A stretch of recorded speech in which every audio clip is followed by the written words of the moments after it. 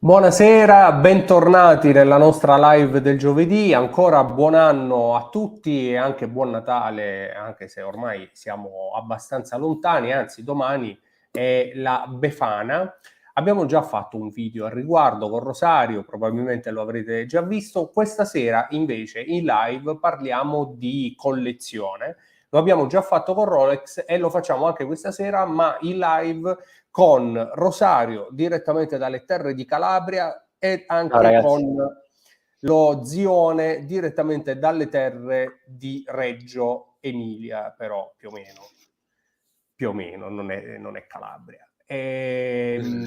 Parliamo di Omega, parliamo di iniziare a collezionare orologi con Omega e poi alle 19:30 ci trasferiamo direttamente sul canale dello Zio Poli, La vita secondo lo Zio Poli, per parlare di come combattere l'inflazione scommettendo su orologi nuovi, orologi Zio. Qual è Ecco, l'argomento? sì. L'argomento è, visto che ragazzi aumentano i listini, tutto quello che non è aumentato già costava caro prima, cerchiamo di guardare qualche marchio, qualche orologio sul quale magari scommettere che ha ancora un prezzo, diciamo, tutto sommato abbordabile per quello che offre, per quello che ovviamente adesso il mercato, ecco. Cercare magari qualche cosina che sto provando un po' in giro, vi dirò la mia, ecco. Tu hai fatto anche un acquisto recentemente, vabbè, ce lo fai vedere di là magari sul tuo canale alle 19:30. Sì, Partiamo sì, sì, invece sì. da Omega. Io ho parlato di come iniziare una collezione con Rolex, è stato molto criticato, non mi interessa assolutamente nulla, ma è stato criticato perché credo che sia stato da alcuni un po' frainteso il concetto, cioè non è che una collezione di orologi si inizia da Rolex, anzi pagando molto meno di un Rolex entry level c'è tanto altro che vale di più. Quel video nello specifico era dedicato a chi vuole iniziare una collezione da Rolex, ce ne sono tanti, non vanno biasimati, e quindi chi vuole iniziare da Rolex ha quel video a disposizione. In questo video invece parliamo di Omega, che secondo me si inizia una collezione molto meglio da Omega. Innanzitutto perché con Omega si può spendere davvero poco per dei bellissimi vintage e anche per dei calibri assolutamente d'eccezione, come per esempio il calibro 265, che è un bellissimo calibro di Omega, un manuale incassato in dei dress molto sottili, che si possono trovare anche in oro, a volte con poco più di 1.000 euro. Qualcuno diceva attenzione però per il vintage ci vogliono le conoscenze giuste, e allora assolutamente sì, ci vogliono le conoscenze giuste, come abbiamo sempre fatto tutti negli ultimi 40 anni. Si studia, si approfondisce, si parla con gli esperti, ci si confronta, si chiede a chi ne capisce, si chiede sui forum, si chiede nelle chat Telegram, e dopo aver studiato si può iniziare a collezionare anche partendo dal vintage. Quindi questa è la mia idea. E parlando di Omega, dato che sto parlando io, vado a ruota e continuo a parlare io, parlando di Omega, ecco, diciamo in maniera molto banale, cercando Omega Vintage su Chrono, ci si inizia a fare un'idea di che cosa effettivamente si può trovare, si può iniziare a guardare. Come vedete, tra gli 800 e i 1.500, i 3.000 euro, 2.000 euro, insomma, ci si può iniziare a fare un'idea, però chiaramente il tutto deve avere lo scopo poi di approfondire, no? Prima di fare un acquisto. E niente, volevo sapere da voi, insomma, da Rosario, dallo zio, ma anche nei commenti, se avete mai avuto un Omega Vintage. Tra l'altro Rosario ne ha uno molto molto bello, che non è forse un Omega da cui iniziare, vero Ross? No, magari non è da iniziare, però cioè per iniziare però sì, è un orologio molto particolare con una certa storia, poi ne parleremo sul canale comunque, quindi lo approfondiremo meglio. Mm. Io comunque, se poi metto la mia schermata se vuoi, ho scelto degli orologi che sì sono entry level, però ho scartato diciamo questi orologi dai vintage solo tempo da 1000 €. Ce li ho cercati che avessero una certa storia.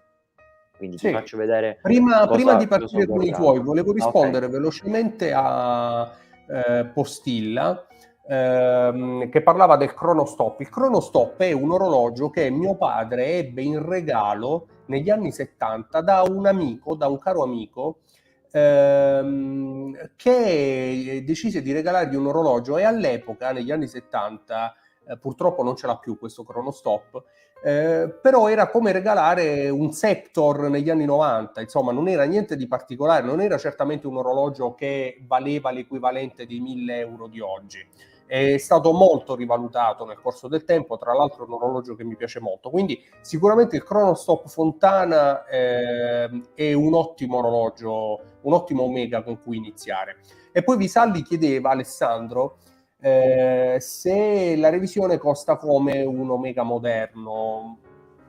Ora qui dipende tanto da chi è il tuo orologiaio, da che lavori ci sono da fare, però magari su questo ci sa rispondere Rosario, che ha fatto revisionare proprio il suo. Sì, dipende. Allora, se vai da un orologiaio i prezzi sono i classici, dipende ovviamente in che condizioni l'orologio. Il mio era Drastiche, non veniva toccato da 30 anni ed era Drastiche, comunque prezzi normali. E invece se lo vuoi mandare in Omega, che fanno un lavoro un po' più di fino, diciamo, sì, i prezzi aumentano un po', ma sono molto similari. Tra moderno e vintage sono davvero molto simili. Variano, ovviamente variano, però sul sito si possono fare anche i preventivi in maniera assolutamente gratuita e senza mandare l'orologio, basta inserire le caratteristiche, una chicca che ti mandano, e anche il box del service, quella rossa, che si apre in due, quella è figa. Sì. Allora, comunque Ale, vogliamo iniziare? Certo. Lo zio non ha detto una parola, dai, facciamo dire qualcosa a lui. E lo zio, No, sì, io voglio sapere lo zio cosa ne pensa dei vintage, perché lui invece ha diversi moderni. No, io ne ho, in realtà di Omega ne ho anche tanti vintage. Ah, vedi. Però, Io le sì, sorprese li tiri fuori dai cassetti. Sì, diciamo che ne ho anche svariati vintage, tra cui un Seamaster in oro, quello certificato cronometro Day Date, che adesso non ho, dopo provo a vedere se c'ho una foto. No, sicuramente Omega c'è da dire che, a differenza di tante altre maison, era considerato fino a qualche anno fa un orologio molto popolare, nel senso che potevano essere acquistati a cifre molto buone, ed è per questo che ce ne sono tanti. Quindi secondo me è un ottimo punto di partenza, magari un bel Seamaster vintage, piuttosto che tutti quei famosi Omega Genève, quindi quelli con ma anche braccialati, ce ne sono braccialati, c'è uno magari UFO. Esatto, c'è uno, non è pubblicità assolutamente, che su eBay, proveniente dalla Spagna, ne ha una tonnellata di questi Omega Genève di tutti i colori, di tutti i tipi, NOS e usati. Lo trovate su eBay, non posso garantire che sia tutta roba buona, spero di sì. A pochi soldi, 800.000 euro, bellissimi, e sono tutti braccialati, tutti in acciaio, veramente tante chicche. Ci esce una collezione bellissima. Sì, no, ce n'è di roba. Poi tutta la linea anche DeVille, quindi tutti quelli magari di forma che hanno fatto degli anni strani, rettangolari, quadrati, a forma UFO. Ci sono tanti DeVille che si portano a casa anche con 500 euro, 400 euro, insomma ce n'è tanta di roba, e secondo me vale la pena, specialmente sugli eleganti, ma come anche dicevi tu, i Genève braccialati. Sono orologi che sembrano moderni, sembrano fatti un anno fa, per dire, insomma, uno ne prende un bell'esemplare, magari gli fa dare anche una bella lucidata, hai a conti fatti un orologio moderno che puoi usare anche tutti i giorni e in tranquillità, quindi vale molto la pena, secondo me. Sì. Zio, una domanda, ma iniziare una collezione da Omega o da Rolex? Ma allora, il problema è questo.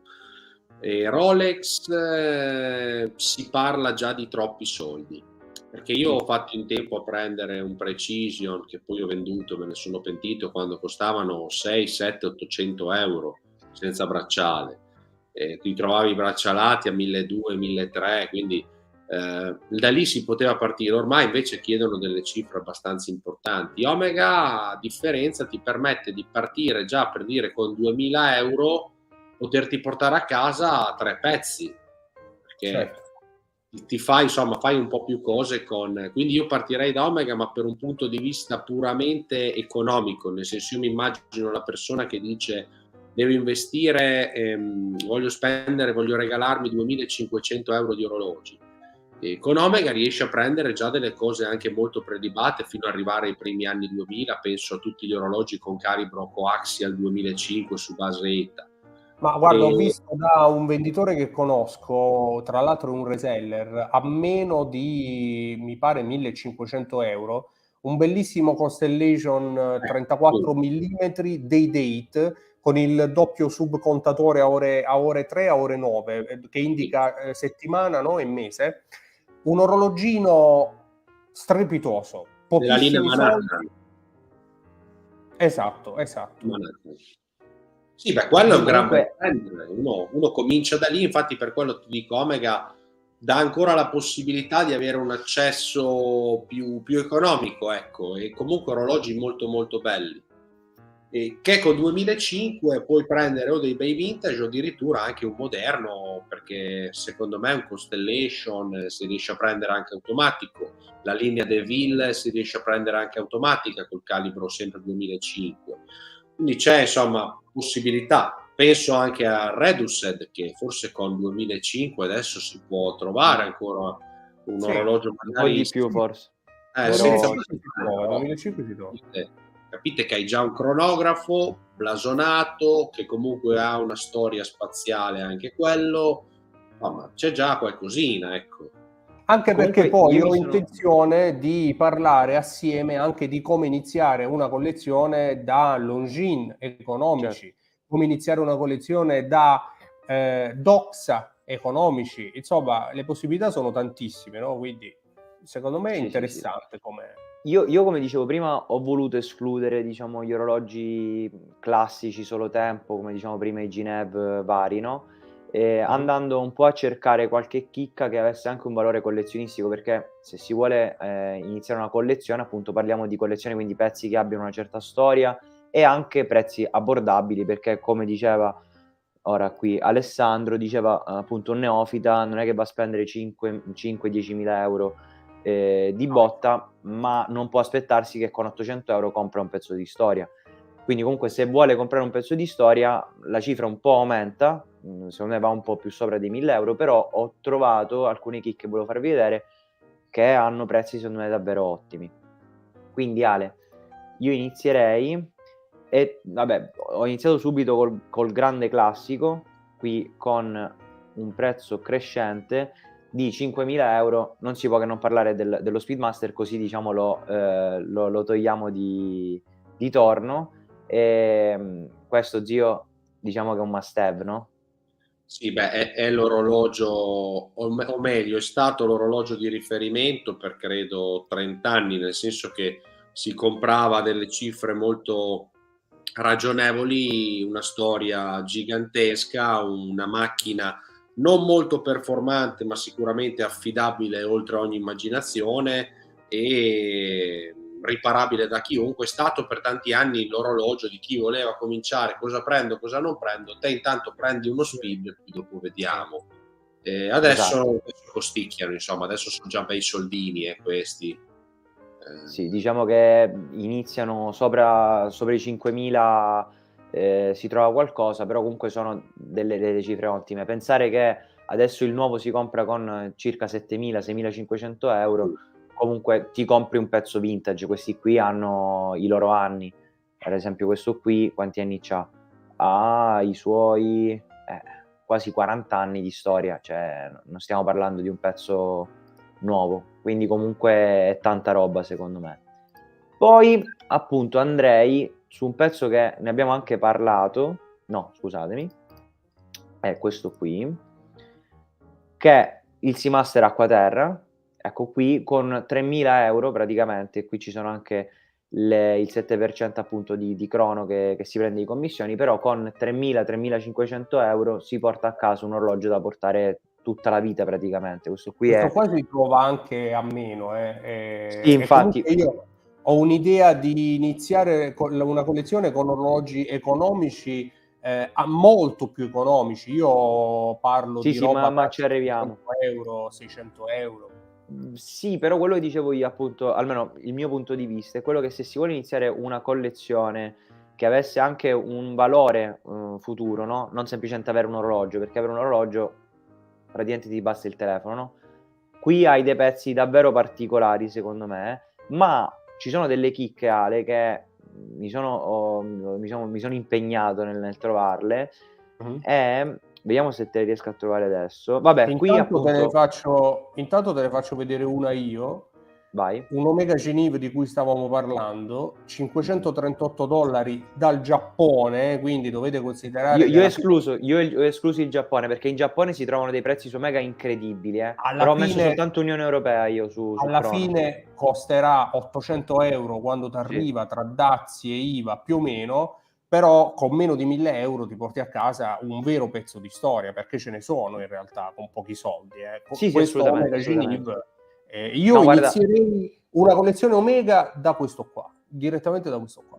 io no, te ne faccio vedere uno, anzi te lo faccio Vai. vedere adesso, dai. Te lo faccio vedere adesso perché questo qui è, secondo me, non è abbastanza conosciuto e deve essere conosciuto per forza. Eccolo qui. Parliamo di questo qui. Scusa. Vai. Questo qui è un Constellation che sembra un classico Constellation, vabbè, questo qui ora è braccialato, full set, viene a 2.000 euro. Ma questo qui 2.000 euro ma ci si vale. trova anche a meno, no? 1.000, 1.600, 1.700, ma questo qui se tratti, te lo porti a casa a meno, Ale, ma questo qui è stato un disegno di Gerald Genta degli anni 60-65, quindi diciamo che non è niente male, no? No, assolutamente. Movimento di alta fattura. Non molti lo sanno, ma appunto è un disegno di Gerald Genta, quindi ha un valore leggermente aggiunto, quello che ti dico io, no? Io preferirei aspettare piuttosto che spendere 800 euro lì, e comprerei un qualcosa del genere. Questo, come anche, scusami un secondo e termino, come anche questo qui, anche questo disegno di Gerald Genta. Appunto, gli erano stati commissionati da Omega 2 disegni e lui disegnò questi qui. Come Costa anche un un pochino Seamaster. in più, però Questi ci qui sta. sì, costano un pochino in più, vabbè, è tutto in oro, l'asticella ovviamente si alza. Appunto, io questo avevo come immaginario. Poi ovviamente è ovvio Guarda, che in Omega si trova molto meno robe anche indossabili ogni giorno, no? ti faccio Quei vedere. mi ricordo un aneddoto, furono i primi orologi cosiddetti $1,000 watch, i primi orologi che costavano $1.000, quelli tutti in oro, Gli parliamo degli anni 60-70, è stato uno dei primissimi orologi a infrangere il muro dei $1.000 per un orologio, diciamo, da poter usare normalmente, non quelle cose tempestate di diamanti o insomma. Sì. E sono molto belli quelli lì, molto molto belli. Ti faccio vedere, anzi vi faccio vedere un orologio che ho vacillato ieri e alla fine ho deciso, come ho sempre deciso negli scorsi anni, di attendere, però è un orologio che mi è sempre piaciuto molto ed è il Dynamic Chrono. Questo qui 4-5 anni fa ce l'aveva un ragazzo della mia città su Subito, full set a 600 euro, e oggi costa ancora pochino per essere un crono di Omega, però a me piace tanto. Questo qui è un orologio che mi piace tanto. 1.800 euro, magari te lo porti a casa con 1.500, anche qualcosa in meno, però per me vale molto di più, insomma. Mi piacerebbe molto averlo e oggi ne ho messo uno tasti a pompa, però questo qui, alla fine questo qui lo prenderò, secondo me lo prenderò, perché mi piace, è particolare. Sì, molto molto figo. È carino questo, molto bello. Ha i tastoni belli grandi del cronografo, mi è sempre piaciuto questo orologio qua. Pulito, questo al modulare. È un modulare, chiaramente. Un paninello, sì. Un cronografone molto simpatico. Quando costava 600 euro era veramente un regalo. Era un regalo, sì. Ora 1.800 probabilmente andrei su altro, però comunque sì, è un bel orologio. Però se ragioniamo anche lì di un cronografo blasonato con 1800 si combina poco, forse c'è qualche Eberhard Tazio Nuvolari, ma diciamo che un Omega è preso molto bene in virtù del fatto che costa comunque almeno 1000 euro in meno rispetto a un Reduset, per dire, quindi sì, che è comunque un panino anche lui, per dirlo. sì, no, però io tra i due, tra un Reduset e questo, sceglierei più questo, anche perché va un pochino fuori dall'ombra dello Speed, mi sembra più un oggetto di personalità. Sì, anche Sì, secondo sono me, d'accordo. anche secondo me. Tra i due spenderei 1000 euro in meno per un oggetto che ha una personalità molto spiccata. Anche se come- bisogna vedere la vestibilità. Il Reduced secondo me è comodissimo, l'ho provato ed è spaziale. Poi onestamente non ho mai voluto comprarlo perché mi sa troppo di Speed e penso che è il suo unico limite. Però è Mm. davvero molto comodo, cioè per essere un crono da usare ogni giorno è più che valido secondo me. Sì, sì. Tra l'altro è uno speed, è un piccolo speed automatico Sì, appunto. che per molti è anche, diciamo, un'ottima alternativa allo speed manuale. Non a tutti piace il fatto che sia manuale, che vada ricaricato Sì, tutti sì. i giorni, no? Anche se poi uno che si appassiona la inizia a vedere invece come una routine quotidiana da appassionato, quindi ci sta, no? Si è sempre letto di queste cose. Sì. Io nel titolo di questa live ci ho anche messo evitando gli orologi cinesi, no? Gli orologi cinesi che fine fanno? No, perché io ormai in questo format lo metto, no? Cioè gli orologi cinesi. No, allora, quello che volevo dire è che non è una critica, cioè a me non interessa nulla se qualcuno o tutti decidono di iniziare a collezionare orologi riempiendosi di orologi cinesi, cioè, non me ne può fregare di meno. Da appassionato semplicemente do un mio punto di vista che può essere tranquillamente diverso da tutti gli altri, va benissimo, ci confrontiamo su questa cosa, cerchiamo anche di trovare dei punti di incontro, no? Cioè di aprire un po' la mente. Noi magari agli orologi cinesi, zio, tu aprirai mai la mente agli orologi cinesi? Ma io l'orologio cinese lo vedo attualmente un po' come non una soluzione, ma la droga per un drogato. Cioè, l'orologio cinese nasce, secondo me, dal bisogno di devo comprare un orologio ogni settimana per forza di cose, o sei Bill Gates o sei O sei Elon lo zio Musk, Paul, o sei lo sì, zio Poli. o altrimenti sei costretto a comprare cose economiche. Però quando hai finito tutti i Seiko, quando hai finito tutti i Citizen, quando hai finito tutti gli Orient, allora dopo cominci a sbizzarrirti con questi orologi cinesi, perché fondamentalmente hai voglia di comprare. Perché io mi rendo conto che una delle cose più difficili da fare è resistere e portare pazienza per prendere poi quello che si desidera realmente. Io non mi aprirò mai agli orologi cinesi, mi sono aperto a quelli giapponesi e per il momento direi per altri credo 892 anni sto lì.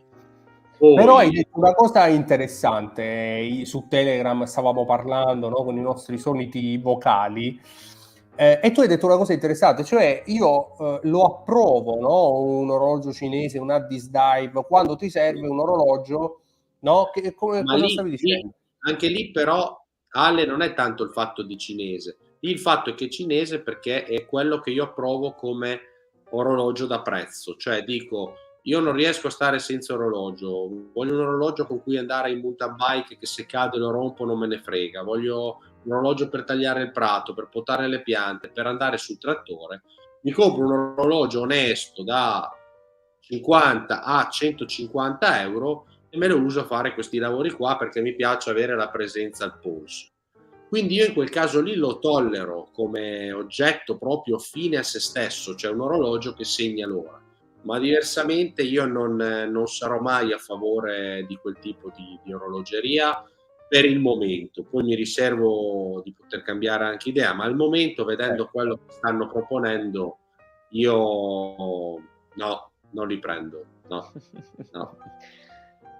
No, io onestamente, No. allora, il concetto di prendere un orologio giusto per averlo al polso e distruggerlo e poterlo, diciamo, poterlo indossare senza troppi pensieri, sì, lo vorrei, prenderei un G-Shock, per esempio, prima mi è venuto in mente, però per il resto onestamente farmi una collezione di 20-30 orologi da 150 euro, onestamente non ci vedo proprio il motivo, piuttosto 20-30 orologi da 150 euro sono appunto, 5.000 euro. appunto a quel punto ne prendo 1, 2, 3 buoni e basta, cioè vivo tranquillo, indosso il G-Shock quando devo fare qualcosa di un po' più aggressivo, per il resto indosso quello e ho una piccola collezione, certo non ho una collezione da 30 orologi, però quando li indosso so di avere un bel pezzo di storia. In quel modo è un orologio secondo me molto di passaggio, ecco, secondo me. Poi ovviamente tutti siamo liberi e compriamo Certo, con i certo. nostri No, soldi ma alla fine, non rubiamo infatti, niente a cioè, nessuno. il principio è che tutti siamo Esatto. liberissimi, si tratta appunto soltanto di punti di vista. Poi Esatto. faremo una prossima puntata di questo format, iniziare una collezione da micro brand economici. Certo. Perché, per esempio, ai micro brand invece non siamo assolutamente chiusi, perché sono una categoria a parte, ce ne sono diversi. Insomma, questa notte stavo pensando anche a come portare e parlare di orologi Calamai, lo faremo, mi auguro, presto. Forse non sono neanche più tanto micro brand Calamai, no? Per dire. Calamai no. Ormai Calamai non una tanto. tenerezza. Ma Calamai non allora pure tanto. io Peraltro Calamai rifornisce ufficialmente l'aeronautica militare, no? Ci sono le varie specifiche sul sito di Orologi Calamai. Magari, zio, continuiamo a parlarne fra qualche minuto sul tuo canale, no? Come sconfiggere Sì, l'inflazione. Potrebbe essere un'idea. Ross, tu che ne pensi di Calamai? No, io penso che Calamai sia comunque ancora un micro brand perché è un indipendente, se vogliamo dire, ecco, un indipendente. Io i micro brand li vedo come indipendenti. Invece per quanto riguarda il discorso micro brand, credo che, cioè pure io lo sai, mi piacciono, li osservo e li guardo e ne apprezzo moltissimi.